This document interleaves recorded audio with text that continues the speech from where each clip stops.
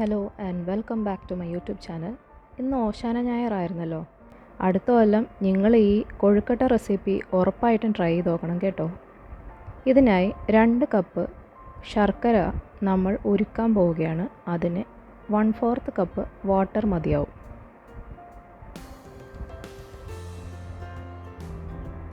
ഞാനിപ്പോൾ വീഡിയോയിലെടുത്തപ്പോൾ 2 കപ്പും സെപ്പറേറ്റ് ആയിട്ടാണ് ഞാൻ ഇടുന്നത്.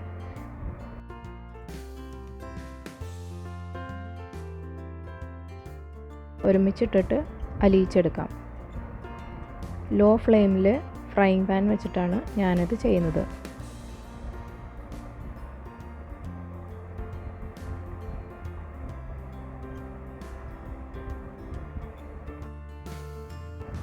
ഇന്ന് ഓശാനയായിട്ട് ഞാനുണ്ടാക്കിയ കൊഴുക്കട്ടയുടെ റെസിപ്പിയാണ് ഞാൻ ഈ കാണിക്കുന്നത്.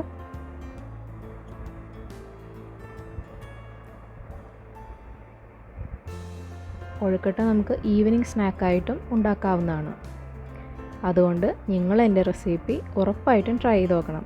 സക്സസ് ആവുകയാണെങ്കിൽ നേരത്തെ വീഡിയോകളിൽ പറയുന്ന പോലെ തന്നെ കമൻറ്റ് ചെയ്യുക, ലൈക്ക് ചെയ്യുക, സബ്സ്ക്രൈബ് ചെയ്യുക എൻ്റെ ചാനൽ കേട്ടോ.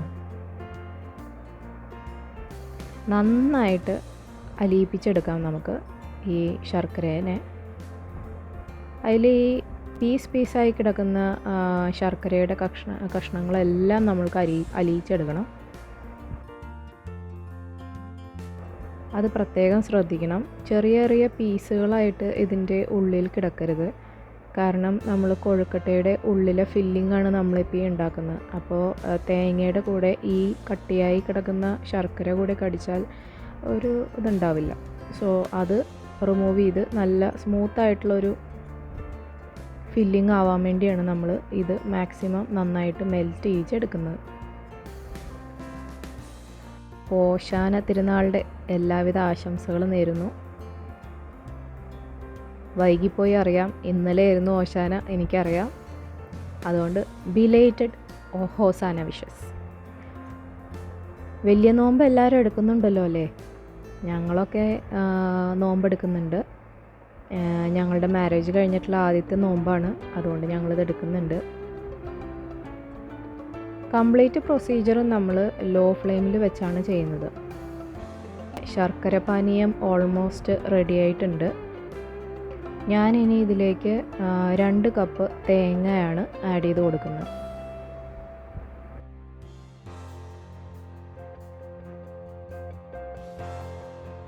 കട്ടിയായിട്ട് വരുന്ന വരെ നമുക്ക് നന്നായിട്ട് മിക്സ് ചെയ്ത് കൊടുത്തുകൊണ്ടിരിക്കാം.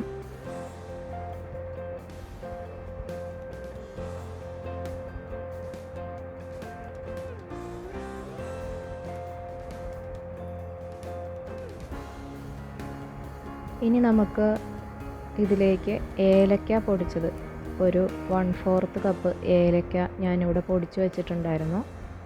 അത് ഇതിലേക്ക് ആഡ് ചെയ്ത് കൊടുക്കാം.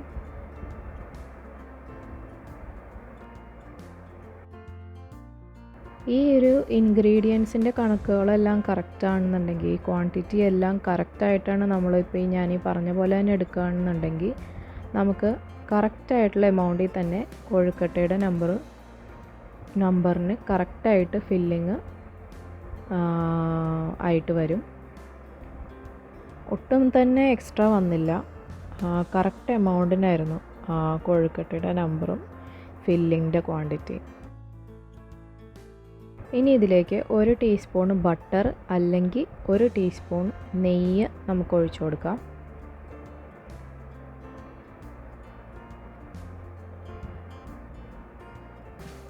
ഞാനിപ്പോൾ ഇവിടെ യൂസ് ചെയ്തിരിക്കുന്നത് ബട്ടറാണ്. അത്യാവശ്യം കട്ടിയായി വരുമ്പോഴത്തേക്കും നമുക്ക് സ്റ്റൗ ഓഫ് ചെയ്ത് ഈ മിക്സ്ചർ കൂളാവാനായിട്ട് നമുക്ക് മാറ്റി വയ്ക്കാം. ഇനി അടുത്തതായി നമ്മൾ അരിപ്പൊടി വെച്ചിട്ടുള്ള മാവ് റെഡിയാക്കാൻ പോവുകയാണ്.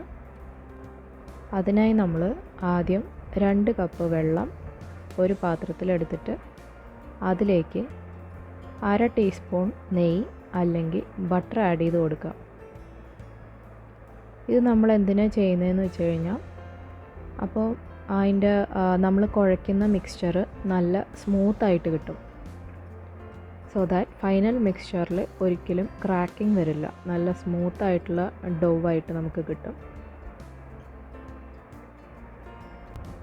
പാർട്ട് ബൈ പാർട്ടായിട്ട് വാട്ടർ ആഡ് ചെയ്യുക. എല്ലാം കൂടെ ഒരുമിച്ച് ആഡ് ചെയ്ത് കുഴയ്ക്കാതെ പാർട്ട് ബൈ പാർട്ടായിട്ട് ആഡ് ചെയ്തിട്ട് നന്നായിട്ട് നീഡ് ചെയ്തെടുക്കുക.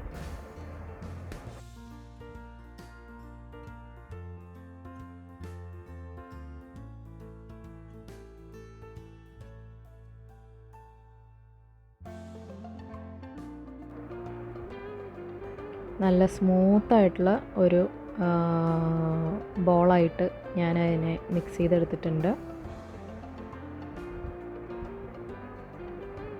നമുക്ക് നെയ്യോ ബട്ടറോ യൂസ് ചെയ്യുന്നതിന് പകരം 1 ടീസ്പൂൺ എണ്ണ ആഡ് ചെയ്താലും മതിയാവും ഇതുപോലെ സ്മൂത്തായിട്ടുള്ള ഡോ കിട്ടാനായിട്ട്. ഞാൻ പിന്നെ ഇത് കൈ വെച്ച് ചെറുതായിട്ട് പരത്തിയെടുത്ത് അതിൻ്റെ ഉള്ളിൽ ഫില്ലിംഗ് വെച്ച് ബോൾസ് പ്രിപ്പയർ ചെയ്യണം.